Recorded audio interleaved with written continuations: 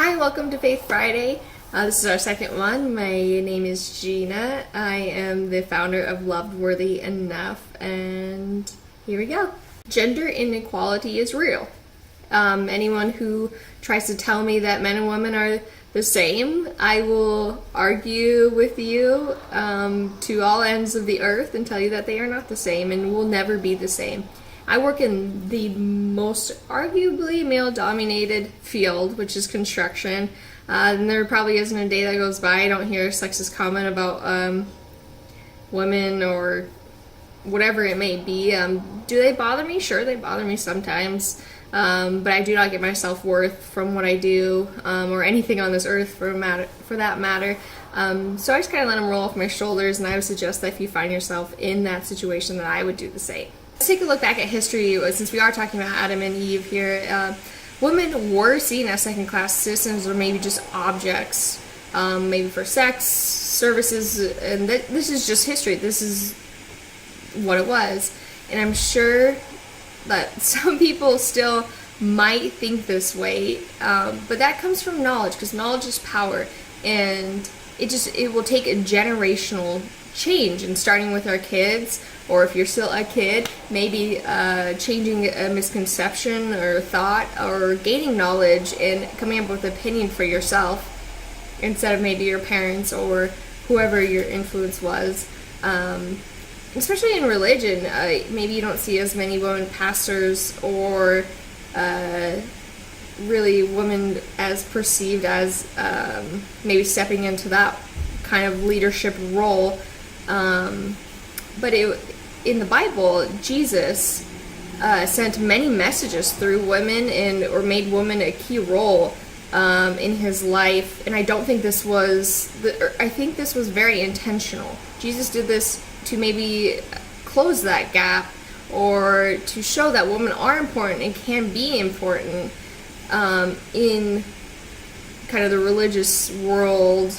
And Jesus, on John 4:25, he told a woman that he thought that he was Messiah first. He didn't tell a man or the Pharisees. He told a woman. Two women opened his cave first and went and told everyone that he was alive again. And I don't think that was a mistake either. This is all planned. Woman stayed in Matthew 27:55-56. It says that women stayed long after the men had left at Jesus' crucifixion. I mean, the list just goes on and on. And I think these things are documented to show that change when Jesus came.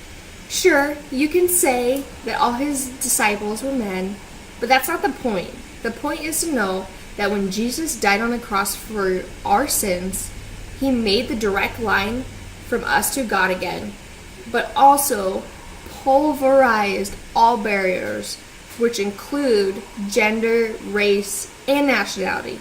In Colossians 2:28-29 says, "There is neither Jew nor Gentile, neither slave nor free, nor is there male or female, for all of you are one in Jesus Christ. If you belong to Christ, then you are the heirs according to the promise." Guess what? You have zero control over your age or gender.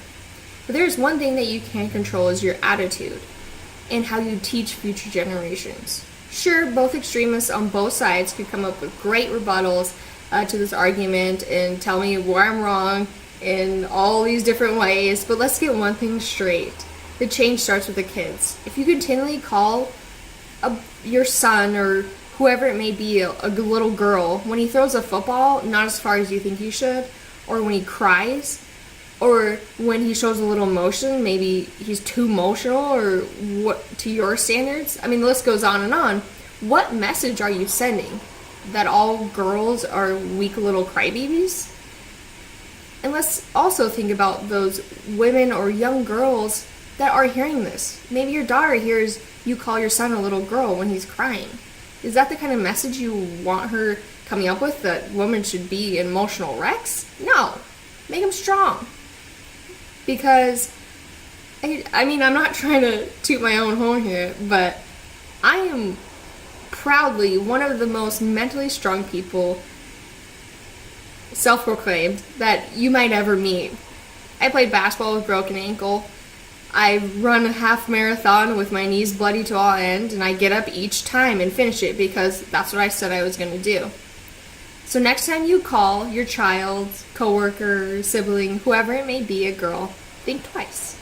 Because in God's definition, we are created in His image, so it may not be as hurtful as you intended. And don't get me wrong, I am not delusional. There is a wage gap that seems to be never closing, or discrimination based on gender here on this earth. But just know that we are equal in God's eyes. And let's all be real for a second. That's all that truly matters. Just remember, you are loved, worthy, and way more than enough.